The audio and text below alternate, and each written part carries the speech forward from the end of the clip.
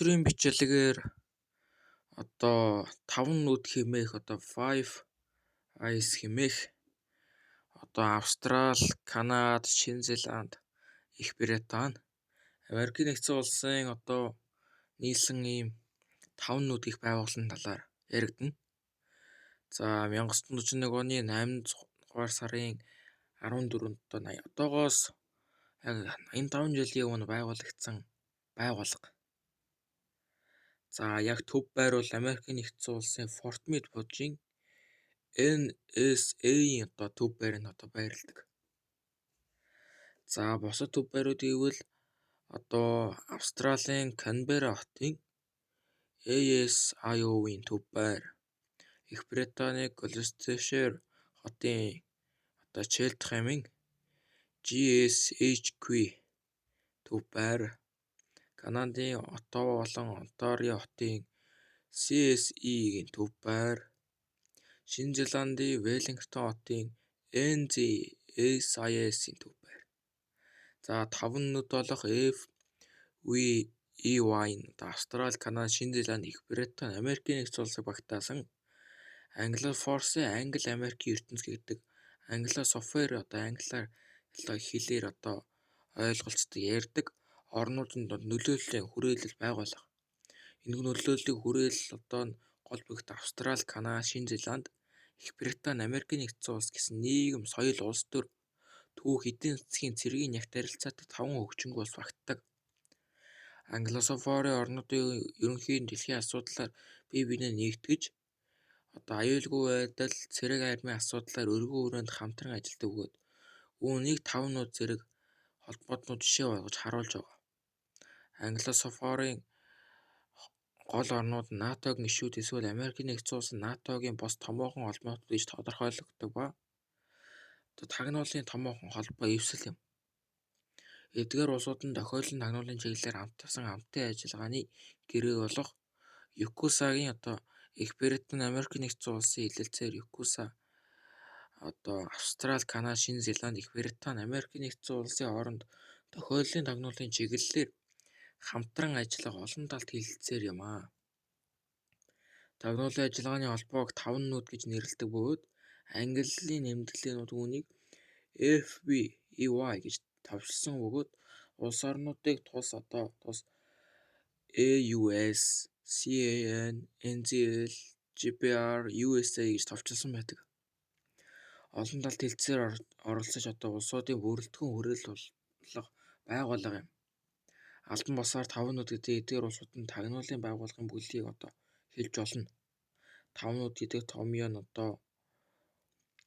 AUS, CAN, NZ, UK, US, Eyes Only мэдээлэл дамжуулах боломжтой цэрэг армийн болон тагнуулын анхааруулгын товчлолоос үүссэн томоохон хүрээлэл олох байгууллага.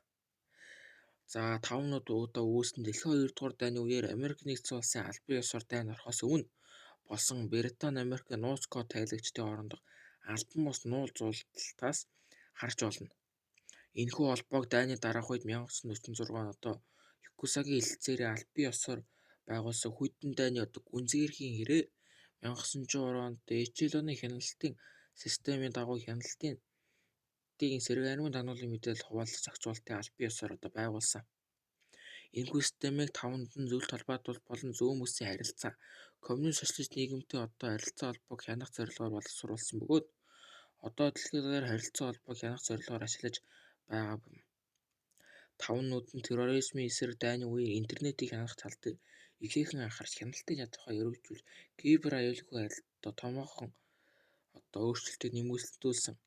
Тус холбоо нь олон улсын терроризм, кибер халдлага, аюулгүй байдал, орчин үеийн тус бүс нутгийн мөргөлдөөн зэрэг шинэ салбарууд дасан зохицож дэлхийн хэмжээний хүчирхэг хяналтын механизм болж өргөгдсөөр байгаа. Ихэнхдээ нууцлалт авсанд бол тус холбооны үйл ажиллагаа нь хувийн нууц, иргэний эрх чөлөөнд үзүүлэх нөлөөллийн орчинд үе үе хяналтанд орж мэтгэл зайн, хууль эрх зүйн зорилтуудыг өдөөж байна. 1990 оны сүүлээр Эчелоны орчин тогтнолын олон нийтэд илчиж Европын парламентод бага хэмжээгээр Америкийн нэгдсэн улсын Конгресс, Их Британи парламентод мэтгэл зайн өрнүүлсэн. NSA-ийн гэрээд ажилтан авсан Эдвард сануудын тамнуудыг өөрийн орны мэрэгдэж буй хууль тогтоомжид захирагддаг үндсэн тагнуулыг байгуулж тодорхойлсон. 2010 оны мэдээллээс харахад ЭФ тавнууд нь бие биенийхээ иргэдийг тагнаж цуглуулсан мэдээлэл бие биетэйгээ хуваалцж байсныг илэрсэн боловч тавнуудын одонд үүнийг аль биесны хууль ёсны дагуу мөрдлөг эсэн мэдэгдсэн.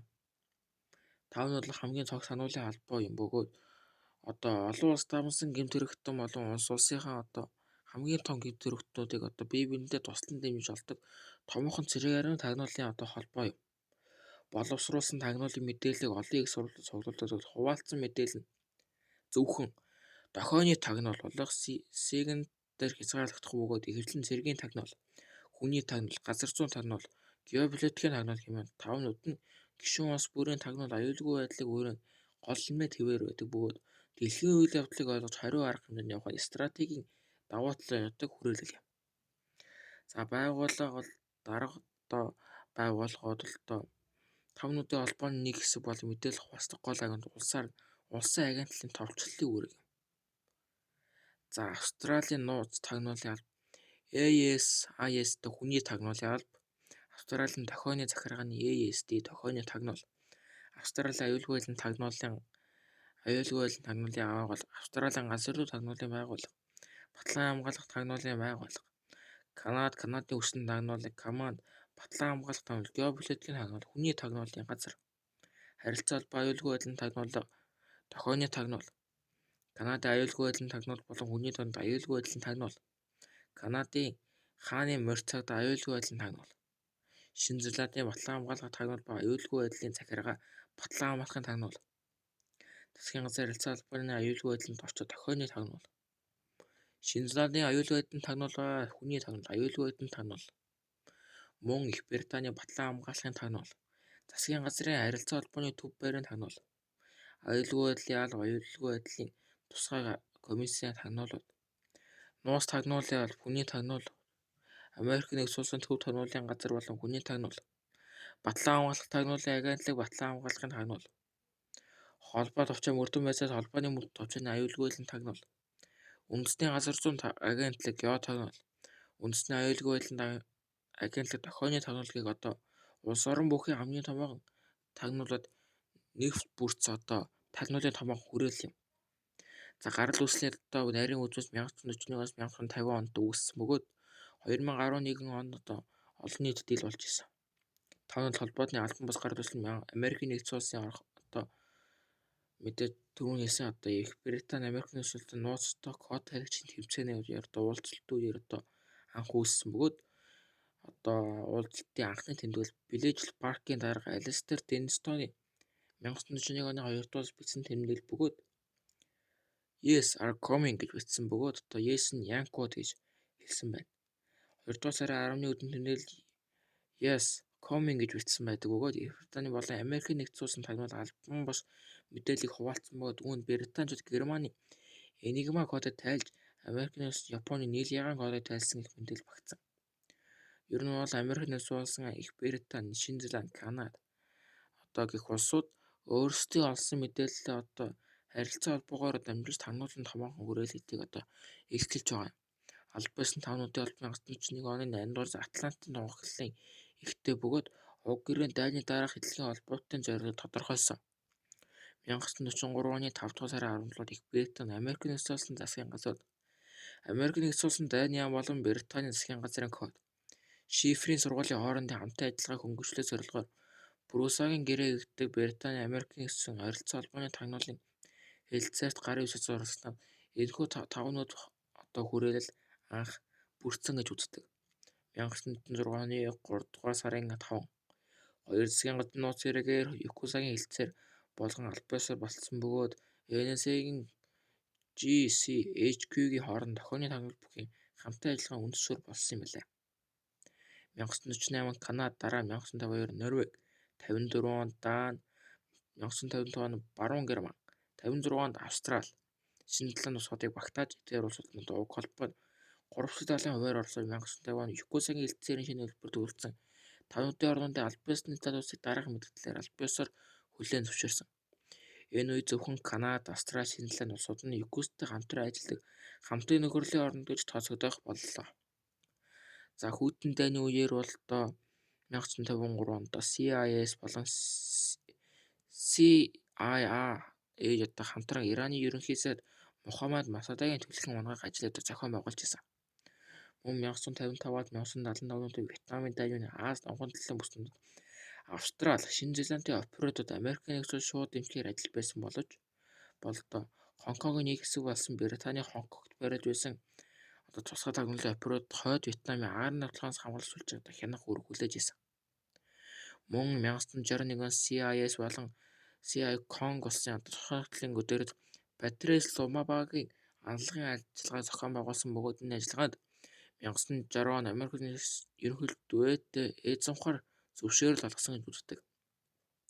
1973 онд ASA болон CIA Чилийн ерөнхийлөгч Салвадор Алдайга төлөвлөгөн унагаах ажиллагаа зохион байгуулсан. 1970 онд Австралийн тагнуулын нэгжид ажиллах байсан ахлах офицер Ян Жорж Пикок Австралитай уулзсан өндөр нууцтай тагнуулын баримттай хулгайлж зөвлөлбод тусад зарсан. Пикок нь ахлах одоо тагнуулт золтой байсан бөгөөд машин аюулгүй байдлын зөвшөөрөлтэй байжээ. Тэрээр 1983 онд одоо Австралийн тагнуулаас тэтгэвртэйгээс 2006 онд нас барсан юм.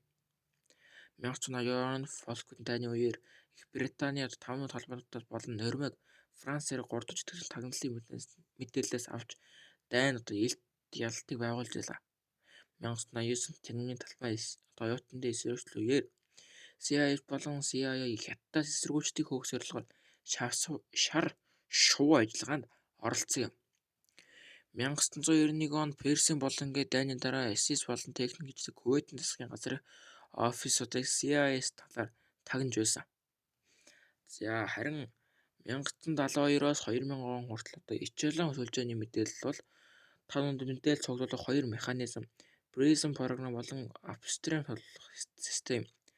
PRISM програм Google, Apple, Microsoft гэх технологийн компаниудад хэрэглэгчийн мэдээлэл цуглуулдаг бол Upstream систем нь шилэн кабель гэх мэт тэр бүхцээр дамжин өөртөө иргэний харилцаа холбооноос шууд мэдээлэл цуглуулдаг.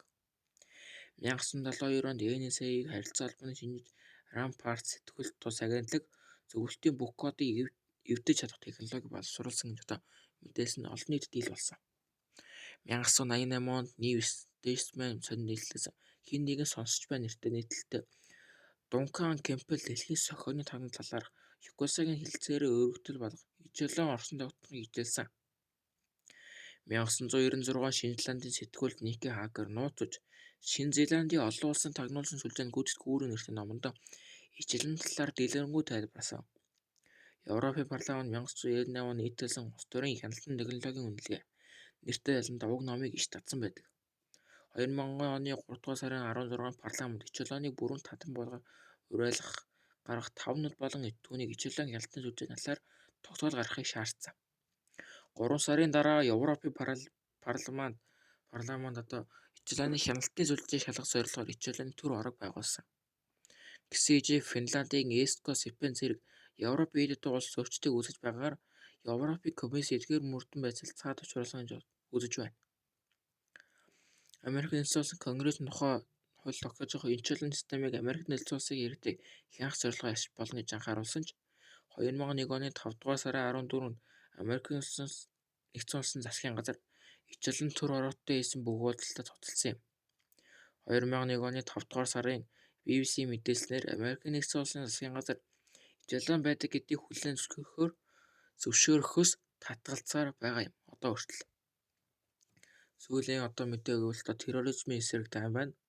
2001 оноос дэлхийд хяналтаа 9 сарын 11-нд дэлхийн улдааны төв болгохдоо Пентагонд болсон халдлагын дараа 5 нот гишүүн терроризмын эсрэг дэлхийн дайны хүрээ хяналтын ядуухай эрс дэмэгдүүлсэн. Иракийн дайны өмнөх нэгдсэн улсны байгууллагын зэвсгийн мэдээж Ханс Билксийн харилцаа холбоог 5 нот хянаж байлаа. Үүн зэрэгцээ Британий агентууд Нүбийн ерөнхий нарийн дарга Кофи Аннаны офисыг тагнаж байлаа. NSA-ийн 5 нотод төлөвлөгөөнд эдгээр 6 улсыг Иракийн эсрэг хүчний хэрэглэхийн нэмжин санал өгөхийг шахах бохир зэлбэг компанид ажлын нэг зэвсэг болгон 6 орныг Нүбийн төлөөлөгчдийн хянах ажлыг нэмэгдүүлэх талаар дэлгэрэнгүй бичсэн байдаг. Одоо Дэлхийн 2 дугаар дайн Тяньманы талбай болсон босдог томоохон Азад байсан дарангуйлагчдыг унгах ажиллагаа бол 9 сарын 11-нд Пентагоны алдлага Ираны дайн дан ганц Америк бус ард нь 5 нууд гэх мэт тагнуулын байгуулах бол томоохон үүрэг гүйцэтгийг эндээс харж болно.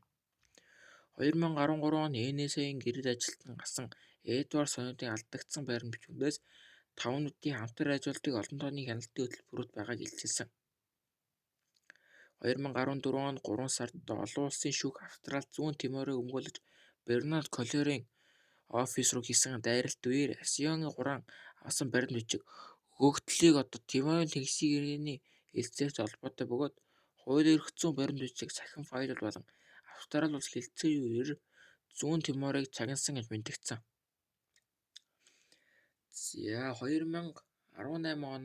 За 2015 оноос хойш хятадтай өрсөлдөж эхэлсэн л да. Таниулын югаар бол 2018 оны 12 дугаар сарын 1-нд Канадын эрх баригчид Ванкуверийн олон улсны эцэг онгоцны буудлын дээр Huawei-ийн гүйцэтгэх захирал Мин Ванжуг баримтжуулж Америкийн залилан эхлэх хувьд зохион байгуулсан эргээр ялт гаргаж ирсэн.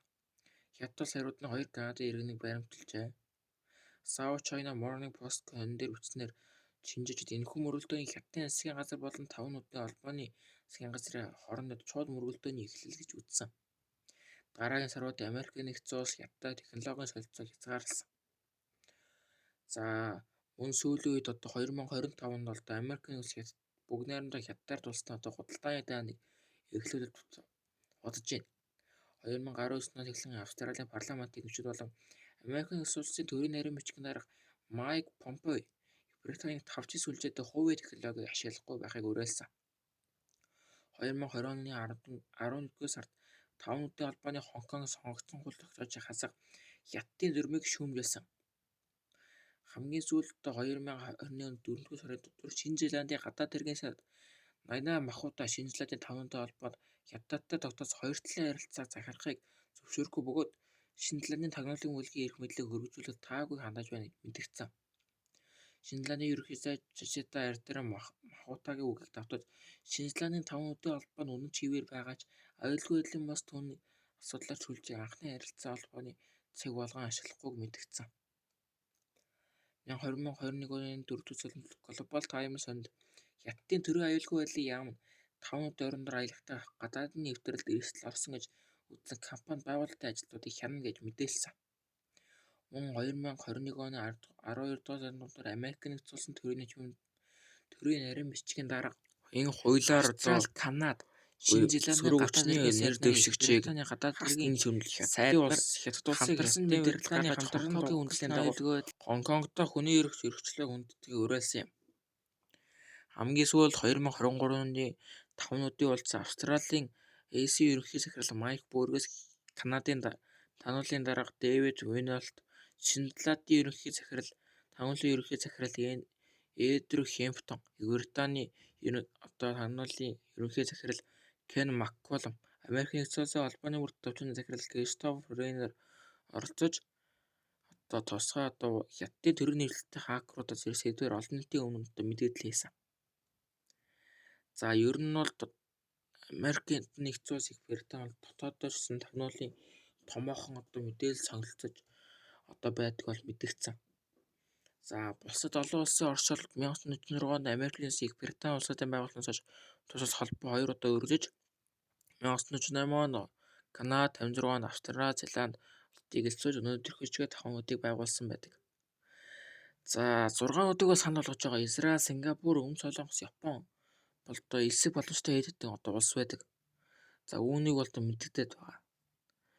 За 5 нут 2008 онд 5 нут нэмэх 3 гэж нэрлэгдэх хаанчлагын хүрээнд 5 нут нь Франц, Герман, Япон улсуудыг Хятад, Оростой тэмцэх мэдээлэл солилцох үүрэг нэвтрүүлэлттэй гэрээ байгуулсан. 5 нут Франц, Япон, Өмнөд Солонгос улсуудтай хойд Солонгосын зэргийн үйл ажиллагааг дарах 5 нут нэмэх гэж нэрлэгдэх зохион байгуулалттай ийм комиссийг байгуулдаг. За 9 нут нь 5 нутгийн гишүүд болон Дани, Франц, Нидерланд, Норвеги улсууд бүрдсэн өөр бүлэг. За 14 нут Эдвард Сноуден алдагдсан байдлын бичгийн дагуу албан ёсоор 14 үндэстний хооронд өөр нэг ажлыг хэрэг байдаг. 9 нүдтэй гишүүд болон Бельги, Герман, Итали, Испани, Швед улсууд багтдаг. За 17 гишүүнтэй одоо Берний клуб болсон Европын гишүүд одоо багтахаараа ер нь бол 5 нүдтэй 14 нүд болох одоо хамгийн эцсийн өргөжлөл бол байгаа. За эцсийн юугаар бол одоо өнөөдрийн байдлаар бол 5 нүдийн өөр бол баримт бичиг гараагүй байгаа. За шинжээчдийн үзэж байгаагаар 5 нүдийг бол одоо Иран, Америкийн дайны одоо зэвсэг мөргөлдөөний онолд дах томоохон тагнуулын мэдээлэл солилцож байгаа гэж одоо дүүнэж байна. За ийхүү дараагийн бичлэгээр 100 гарын хамт болсон. Баярлалаа.